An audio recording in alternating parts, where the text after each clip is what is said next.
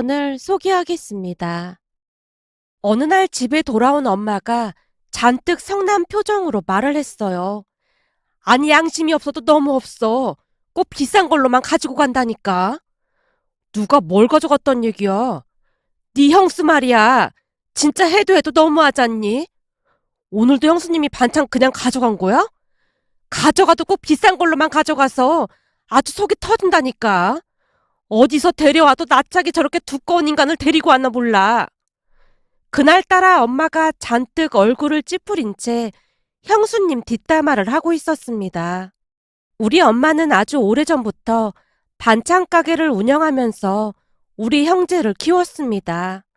아버지가 일찍 돌아가셨기에 홀로 두 형제를 키워냈어야 했으니 고단한 삶을 살 수밖에 없었습니다. 그나마 다행이었던 것은 우리 형제는 공부만큼은 잘했기에 엄마 얼굴에 웃음이 끊이질 않았어요. 어딜 가나 우리 자랑을 하고 다니느라 바빴으니까요. 그렇게 형과 저는 명문대를 졸업하고 형은 은행에 취업을 했고 저는 알아주는 대기업에 취업을 했습니다. 은행에 취업을 한 형은 얼마 되지 않아 여자친구를 사귀었고 결혼까지 하게 되었습니다. 형수님도 같은 은행 직원으로 둘이 합하면 벌이가 상당하다고 들었어요. 문제는 형수님이 조금 이상하다는 거였는데요. 처음에는 말을 많이 하지 않아 잘 모르고 있었는데 시간이 지나면서 이상한 모습들이 보이기 시작했어요. 그러니까 이걸 좋게 말하자면 알뜰하다고 할 수 있겠고 나쁘게 말하자면 이기적이었다고 해야 할까요? 그 일은 형과 형수님이 결혼 후 엄마 반찬 가게에 놀러 가면서 시작이 되었습니다. 엄마 입장에서는 형수님이 반찬 가게까지 찾아와 준 게 고맙다 보니 갈 때마다 반찬 몇 개를 챙겨준 모양이었어요. 그렇게 올 때마다 몇 번 챙겨줬었는데 나중에는 수시로 찾아와서 몇만 원어치 반찬을 묻지도 않고 검은 봉투에 담아서 그냥 막 들고 가기 일쑤였답니다. 물론 엄마도 처음에는 좋은 마음으로 반찬을 주긴 했다는데요. 시간이 지나면 지날수록 너무나 뻔뻔하게 반찬을 가져가는 모습에 엄마도 짜증을 내기 시작했어요. 언제부터인가는 퇴근 시간만 되면 의뢰 엄마 가게에 들러서 반찬을 들고 갔으니까요. 거기다 그냥 조용히 들고 가면 그나마 괜찮았을 텐데 형수님은 항상 상처가 되는 말을 하곤 했습니다. 어머님, 어제 가져간 갈치조림이 조금 짠 것 같더라고요. 요즘은 짠 음식 싫어하니까 신경 좀 써주세요. 이상하다. 우리 단골 고객들은 다들 맛있다고 하던데. 그건 그냥 듣기 좋으라고 하는 소리예요. 그런 사람들 말 다 믿으면 안 된다니까요. 그리고 장조림에 들어가는 소고기 한우 맞는 거죠? 저 이런 거 엄청 예민하거든요.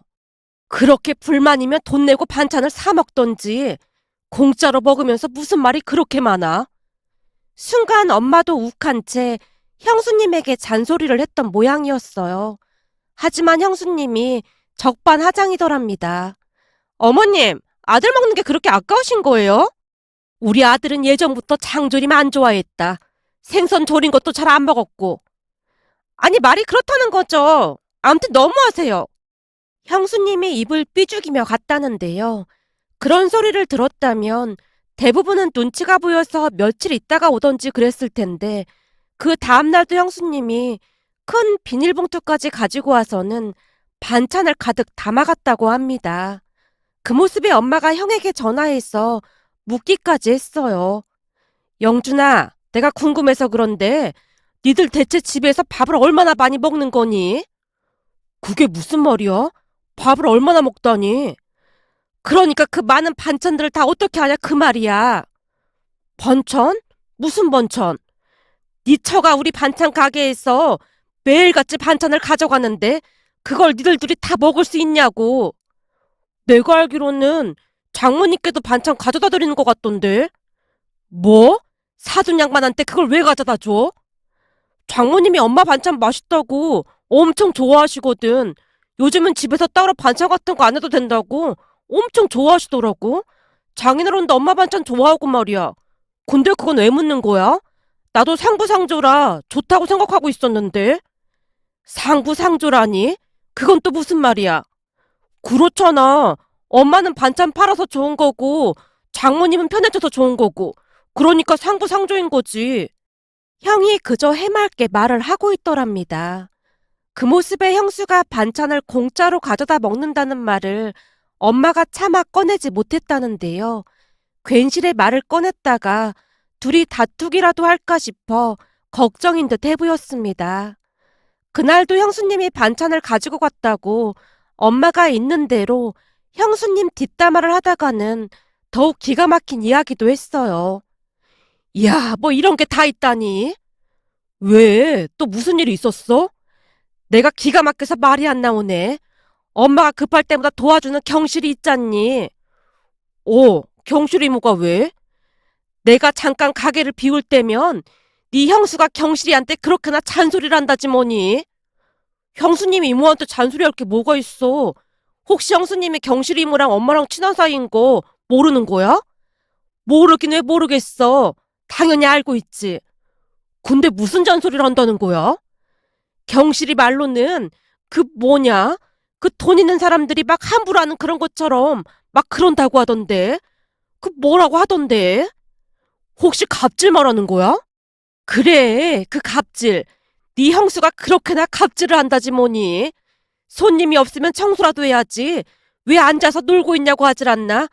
저번에는 하도 어이가 없어서 경실이가 반찬값 계산하고 가라고 했던 모양인데 네 형수가 잡아먹을 듯 노려보면서 그러더란다. 내가 이 집 맏며느리인데 감히 저한테 뭐라고 한 거예요? 아르바이트면 아르바이트답게 행동하세요. 어디서 종업원이 주인한테 그런 식으로 말을 해요? 한 번만 더 그러면 우리 어머님한테 자르라고 할 테니까 그런 줄 아세요.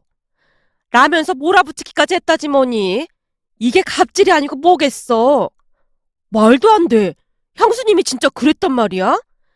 그럼 경실이가 나한테 없는 말을 지어냈겠어? 경실이랑 나랑은 산전수전 공주전까지 다 겪은 사이야. 다른 사람도 아니고 경실이가 나한테 거짓말을 할 리가 없지. 그건 엄마 말이 맞긴 하지. 경실이 이모가 우리한테는 친이모 이상이잖아. 예전에 엄마 돈 버느라 한참 바쁠 때 우리 밥도 다 챙겨주고 책도 사주고 그랬잖아. 다른 사람도 아니고 경실이 이모한테 그러면 안 되는 거지. 내 말이 그 말이야. 경실이랑 나랑은 친자매보다 더 가까운 사이야. 그럼 경실이가 나한테 설마 거짓말을 했겠냐 그 말이야. 엄마, 그런 정도면 형한테도 말해야 하는 거 아니야? 엄마 말 들어보면 형수님이 가져가는 반찬값이 어마어마한 것 같던데. 말도 마. 올 때마다 5만 원 넘게 가져간다니까. 그것도 제일 잘 나가는 걸로만 골라가서 다른 손님들한테 팔 반찬이 부족할 지경이라니까. 그니까 말을 해야지. 이건 해도 해도 너무하잖아. 근데 괜시리 이것 때문에 싸움 날까봐 걱정돼서 그렇지. 너도 네 형 성격 잘 알잖아. 내 말 듣자마자 한바탕 난리가 날 텐데 그냥 내가 참고 말지. 참 사람 보는 눈도 없어. 어쩜 데리고 와도 저런 걸 데리고 올 수가 있어. 넌 말이야 마누라 잘 골라서 데리고 와. 둘 다 저라면 내 속이 얼마나 터지겠어.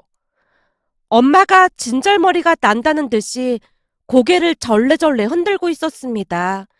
그런 엄마에게 어떻게 말을 시작해야 할지 몰라 잠시 고민하고 있었는데요.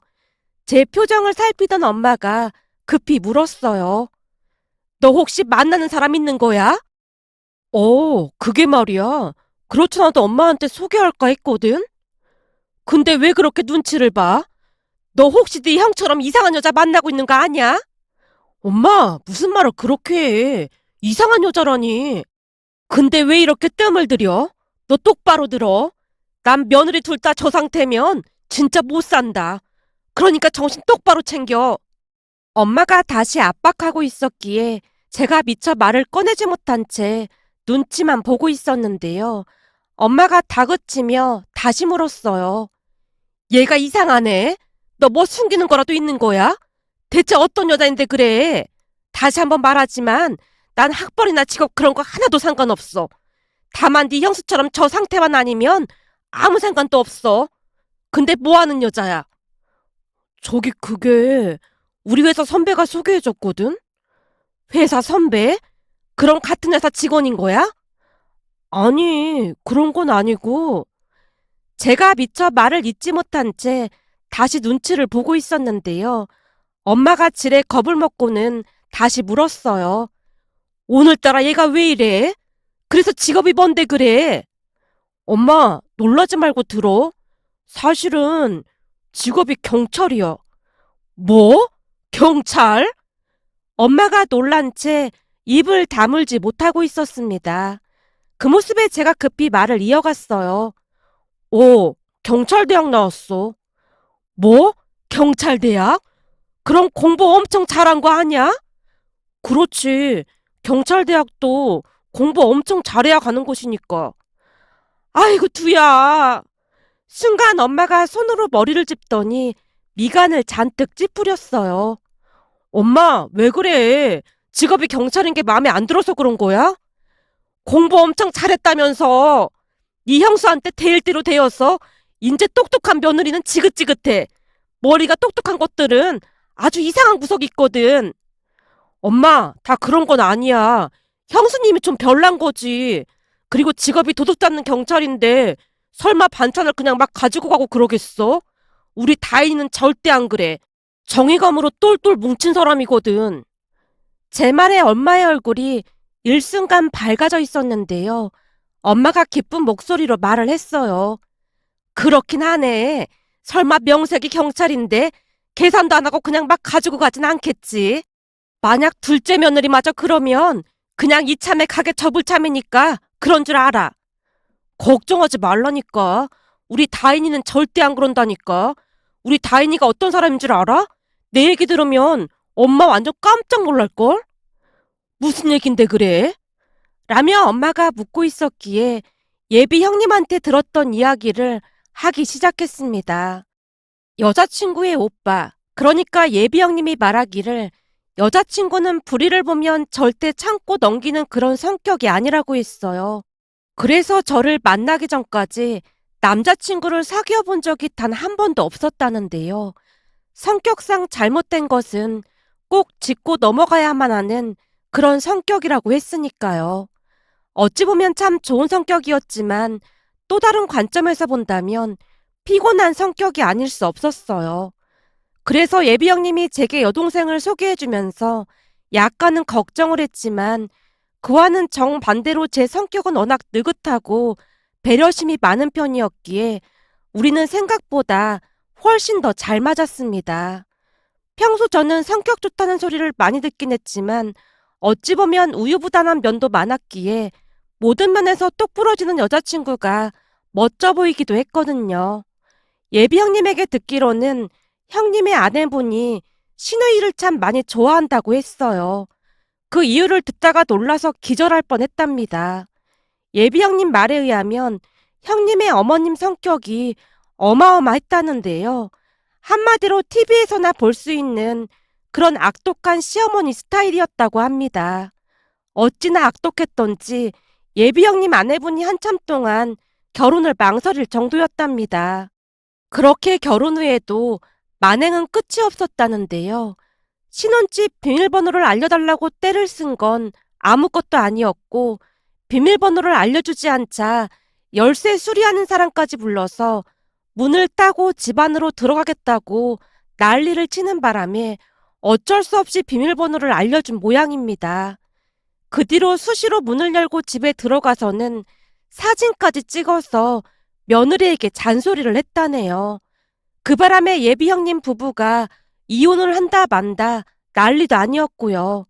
그런데 그 소리를 시누이인 여자친구가 들었던 모양으로 추궁하기 시작했다는데요. 어느 주말 가족들을 다 불러 모았다고 합니다. 그리고는 경찰 정복에 모자까지 쓰고는 엄중한 표정으로 입을 열었답니다. 나 이다희는 지금부터 우리 가족의 일원인 이다희이 아니라 대한민국의 경찰로서 말을 하고 있음을 명심해 주시기 바랍니다. 뜬금없이 그게 뭔 소리야? 네가 경찰인 거 여기 모르는 사람도 있어? 가족들 다 불러놓고 뭐 하는 짓이야? 여자친구 어머님이 어이없다는 듯이 대꾸를 했다는데요. 여자친구가 더욱 엄중한 표정으로 말을 이어갔다네요. 말 자르지 말고 경청해 주세요. 우선 대한민국 경찰 집안에서 이런 불미스러운 일이 일어난 것에 대해 통탄을 금할 수 없는 바입니다. 이번 일로 저는 경찰직을 그만둬야 하나 진작에 고민까지 해야만 했어요. 제가 뭔 소리를 하는 거야? 아니 경찰대 가지 말라고 할 때는 길을 쓰고 가더니만 이제 와서 뭐 하는 짓이야? 여자친구 어머니가 기가 막히다는 듯이 혀를 찼다고 합니다. 지금부터 용의자 김선자 씨는 묻는 말에 똑바로 답해 주시기 바랍니다. 뭐? 용의자? 너 지금 나보고 용의자라고 한 거야? 이게 미쳤나? 너 미쳤어? 김선자 씨, 혹시 며느리 양지호 씨 집에 무단 침입한 적이 있습니까? 뭐? 무단 침입이라니? 내가 내 아들 집에 들어간 게 왜 무단 침입이야? 김선자 씨, 묻는 말에만 답해 주세요. 양지호 씨 집에 허락 없이 들어간 적이 있습니까? 없습니까? 그래, 있다, 있어. 내 아들 집인데 누구한테 허락받고 들어가? 그리고 양지호 씨네 냉장고며 집안 내부를 찍어서 협박한 적이 있습니까? 뭐? 협박이라니? 시어머니가 며느리 교육 좀 시킨 게 왜 협박이야? 그럼 그런 적이 있다는 말씀이시군요. 여자친구가 쏘아보며 물었고 그 말에 여자친구 어머니뿐만 아니라 가족들의 얼굴이 사색이 되어 있었다는데요. 급기야는 여자친구가 법 조항을 읽기 시작했답니다. 대한민국 헌법 제16조 모든 국민은 주거의 자유를 침해받지 아니한다. 주거에 대한 압수나 수색을 할 때는 검사의 신청에 의하여 법관이 발부한 영장을 제시하여야 한다. 김선자 씨는 영장 가지고 양지호 씨 집을 수색한 겁니까? 뭐? 영장? 이게 다 뭔 소리야? 방금 그 말은 혐의를 인정한다는 자백으로 받아들이겠습니다. 정황상 주거 침입죄가 확실하고 3년 이하의 징역이나 500만 원 이하의 벌금형에 처할 수 있습니다. 그리고 여러 가지 범죄 혐의가 확인되니까 그건 법정에서 다투셔야 할 겁니다. 라며 여자친구가 갑자기 뒷주머니에서 수갑까지 꺼내들었다네요. 그 바람에 집안이 발칵 뒤집어졌고 여자친구 어머니가 사색이 된 채 어쩔 줄을 몰라 하고 있더랍니다. 그 모습에 깜짝 놀란 예비 형님 아내분이 여자친구를 말렸고요. 아가씨, 그만하세요. 저 진짜 괜찮아요. 양지호 씨, 정의가 살아있다는 걸 반드시 보여줘야 합니다. 그리고 양지호 씨는 지금 정신과 치료까지 받고 있잖아요. 저는 그냥 어머니께서 연락 없이 찾아오지 않고 미안했다는 말 한마디만 해주시면 따로 문제 삼고 싶지 않습니다. 그 말에 여자친구가 어머니를 노려보며 말했다네요. 김선자 씨, 양지호 씨 말 들으셨죠? 법대로 할까요? 아님 사과를 하시겠습니까? 근데 너 진짜 내 손목에 수갑 채울 건 아니지? 대한민국 경찰은 범죄자와 타협하지 않습니다. 여자친구가 정색을 한 채 말을 했다는데요. 여자친구 아버님이 놀라서 설득을 했다네요. 그냥 잘못했다고 그래. 당신도 당신 딸 성격 잘 알잖아. 내가 볼 땐 진짜로 저 수갑 채울 수도 있을걸. 나 같았으면 그냥 잘못했다고 하고 다시는 안 그러겠다. 알았어. 다시는 안 그럴게. 미안했다. 그럼 여기 각서에 서명하세요. 뭐? 각서? 우리 아버지가 아무 때나 서명하거나 도장 찍지 말라고 했는데. 그렇군요. 그럼 서로 간의 합의는 결렬된 걸로 알겠습니다. 뭐? 알았어, 알았다고. 여기에 서명하면 되는 거야? 네, 꼼꼼히 잘 읽어보고 서명해주세요. 여자친구가 팔짱을 낀 채 서명하는 모습을 지켜보고 있었다는데요. 서명을 하자마자 다시 말을 했답니다. 시어머니 김선자 씨는 며느리 양지호 씨에게 다시 한번 진심으로 사과하세요. 사과라니, 서명했는데 뭘 또 사과까지 하라고 해. 김선자 씨 때문에 양지호 씨가 정신과 치료까지 받을 정도로 힘들었던 부분에 대해 진심을 다해 다시 한번 사과하시고 한 번만 더 양지호 씨를 힘들게 하면 그때는 각서에 있는 내용처럼 법대로 처리하겠습니다. 여자친구의 성격을 잘 알고 있었던지라 며느리에게 진심으로 사과를 했다는데요. 그 뒤로는 아들 며느리 집에 완전히 발길을 끊었다고 하네요. 여자친구가 눈에 불을 켜고 지켜봤다고 했으니까요. 그렇게 한참 동안이나 말을 듣던 엄마가 놀란 채 입을 다물지 못했어요. 이야, 진짜 여장부다, 여장부야. 암튼 다은이 성격이 그래. 근데 경우 없는 행동은 절대 안 할 거야. 그럼 네 형수처럼 반찬을 막 가지고 가거나 경실이한테 함부라고 그러진 않겠네. 난 그것만 아니면 다 된다. 당연하지. 절대 그럴 일은 없을 거야. 엄청 예의 바른 사람이거든. 제 말에 엄마도 안심하는 모습이었습니다. 그동안 형수님한테 질릴 대로 질린 엄마가 오죽했으면 그랬을까 싶기도 했어요. 그 뒤 우리는 양가 인사를 하고 상견례까지 한 뒤 일사천리로 결혼식을 올렸습니다. 아내는 성격이 살갑진 않았지만 똑 부러진다며 엄마가 마음에 들어 했으니까요. 그러던 어느 날은 아내가 제게 말을 했어요. 여보, 우리 어머님 가게 갈까? 간 김에 반찬도 좀 사드리고. 엄마 가게에? 불편하지 않겠어? 불편할 게 뭐가 있겠어. 그냥 반찬만 사서 오는 건데. 어머님 음식 솜씨 알아주잖아. 근데 며느리가 가게에 오는 거 엄마가 별로 안 좋아할 텐데. 제가 아내 눈치를 보면서 말을 꺼냈고 아내가 궁금한 듯 물었어요. 왜? 원래 며느리가 시어머님 자주 찾아뵈면 좋아하지 않나? 그렇긴 한데 우리 형수님 때문에 그래. 형님 때문이라니? 어머님이랑 형님 사이가 안 좋은 거야? 난 잘 모르겠던데. 아내의 물음에 제가 그동안 있었던 일에 대해 말을 했고 아내가 놀란 눈으로 제게 다시 물었어요. 형님이 반찬을 그냥 막 가져간단 말이야?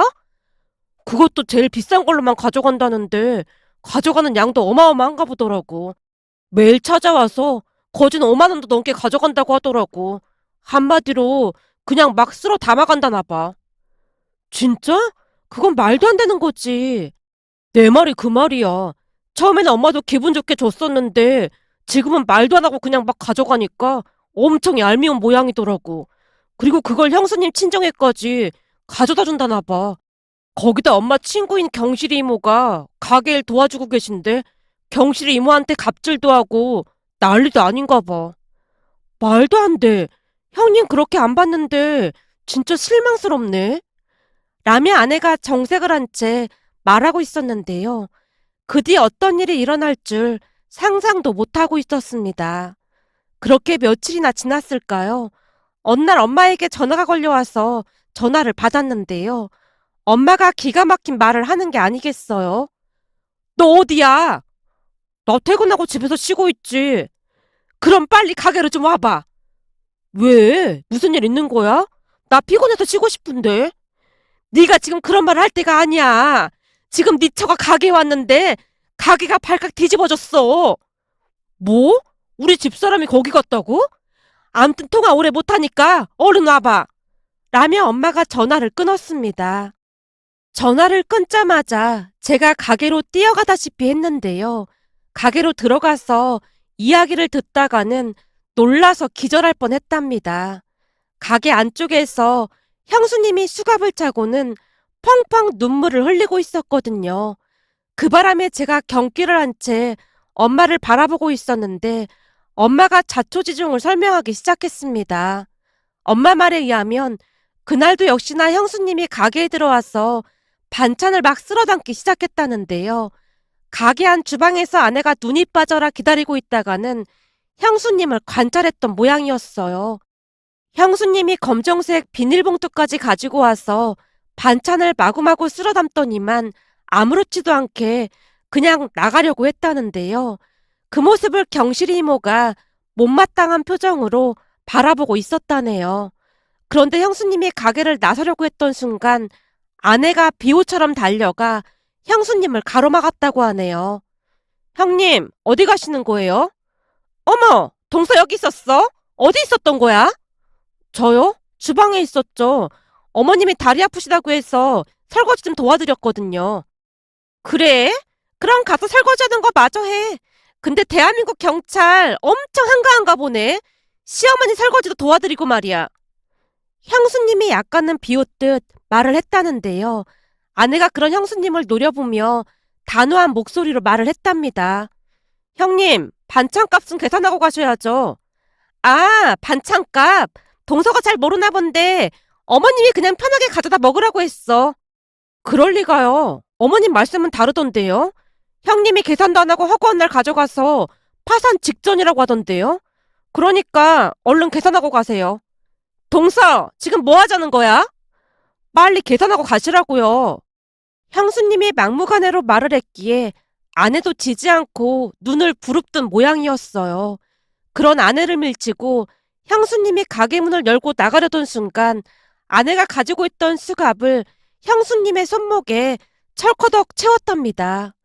김민정 씨, 당신을 절도 혐의 현행범으로 체포하겠습니다. 동서 진짜 미친 거야? 이게 뭐 하는 짓이야? 김민정 씨는 변호사를 선임할 권리가 있고 진술을 거부할 권리도 있습니다. 피해자 말을 들어보니 장기간 절도를 한 것 같은데 6년 이하의 징역이나 1,000만 원 이하의 벌금형에 처해질 수 있습니다. 그럼 같이 서로 가시죠. 동서! 절도는 누가 절도를 했다고 그래? 주방에서 잠복금 하면서 제가 다 봤는데 오리발 내미실 거예요? 그동안의 범죄 사실을 뒷받침할 CCTV도 다 확보했습니다. 동서! 무섭게 왜 이래? 알았어. 잘못했어. 내가 어떻게 하면 돼? 이제 다시는 반찬 그냥 안 가지고 가면 될 거 아니야. 그러니까 이 수갑 좀 풀어줘봐. 형량을 좀 낮추시려면 그동안 가져간 반찬값은 다 계산해 주셔야 할 것 같습니다. 피해자 얘기를 들어보니까 하루에 5만 원 이상 꼬박꼬박 가지고 왔다고 했으니까요. 알았어. 내가 전부 계산할 테니까 나 한 번만 살려주라. 그리고 이 사실을 아주버님께 다 말할까 하는데 괜찮으신 거죠? 제가 알기로는 아주버님은 형님이 어머님 가게에서 반찬 절도해 간 거 전혀 모른다고 들었거든요. 아마 이 사실 알게 되면 아주버님 성격에 이혼한다고 난리 칠 텐데 어떻게 하실래요? 동서, 우선 이 수갑부터 좀 풀고 얘기하자. 진짜 왜 이래? 은행 직원이니까 계산기 누르는 건 빠르겠네요. 얼른 계산해 보세요.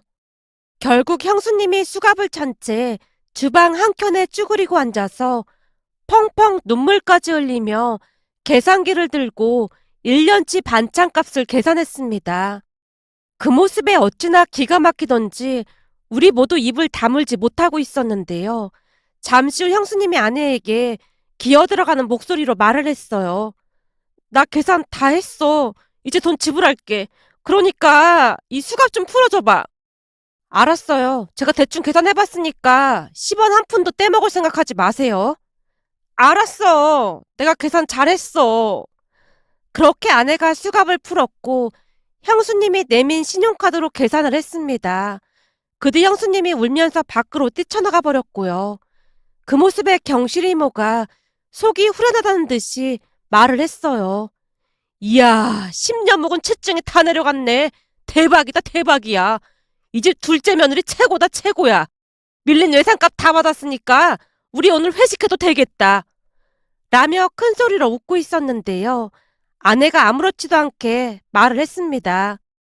어머님, 주방 설거지는 제가 다 했어요. 그리고 앞으로 혹시나 형님이 또 반찬 그냥 가져가면 꼭 말씀해 주세요. 설거지는 뭐하러 했어? 내가 하면 되는데. 형님 기다리는데 딱히 할 일이 없어서 했어요. 그리고 저 보건증도 발급받았으니까 아무 걱정하지 마세요. 뭐? 보건증까지 발급받았어? 그럼요. 시어머님이 음식점 하시는데 혹시 급한 일이 있으면 도와야 하니까 당연히 발급받아놨죠. 그 말에 엄마가 기특하다는 눈빛으로 아내를 바라보고 있었어요. 그 뒤 형수님은 두 번 다시 가게에 나타나지 않았고 본가에 오는 날에도 슬금슬금 아내를 피하기 바빴는데요. 혹시나 아내가 형에게 모든 사실을 말할까봐 전전긍긍하는 모습이었습니다. 하지만 아내는 더 이상 문제 삼지 않았습니다. 형님도 이제 반성을 많이 한 것 같으니까 당신도 더 이상 왈가왈부하지 마. 아주버님 귀에 안 들어가게 하라 그 말이야. 아마 이번 일로 형님도 정신을 차리긴 했을 거야. 라며 다시 한번 당부를 하기도 했으니까요. 요즘은 더 이상 스트레스를 받지 않는다며 엄마의 표정도 한층 밝아졌는데요. 시간이 날 때마다 가게에 가서 아내가 엄마를 많이 도와드리고 있답니다. 그 모습을 보며 예전 일이 떠올라 이렇게 글 남겨봅니다. 오늘의 사연은 여기까지였습니다. 즐겁게 보셨다면 구독, 좋아요 부탁드립니다. 고맙습니다.